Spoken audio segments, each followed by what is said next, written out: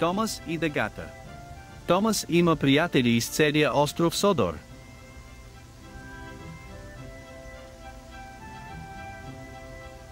Приятели в Брендам докове и приятели в двора на фермата.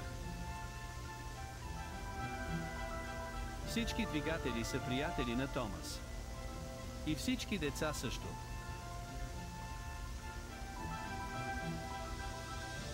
През нощта на острова имаше лятна буря.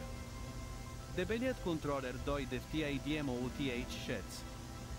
Изглеждаше много сериозен. Силен вятър е прекъснал телефонните линии. Той каза: Томас, трябва да вземеш инженерите да поправят телефонните линии, или това ще доведе до объркване и забавяне. Той изгърмя.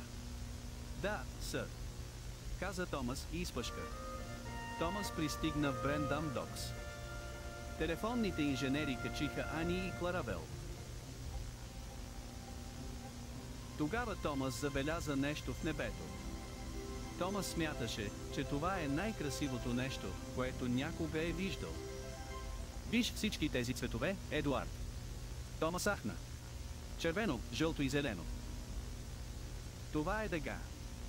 Пуфна Едуард мъдро.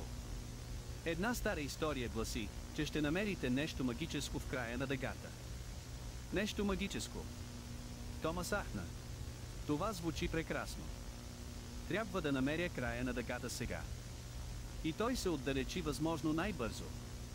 Томас трябваше да спре на едно кръстовище. Дъгата беше над главата. Пърси вече чакаше. Здравей, Томас. Пърси подрънка весело. Съжалявам, Томас, изпухтя. Няма време за разговори. Трябва да намеря края на дъгата. И той бързо се отдръпна.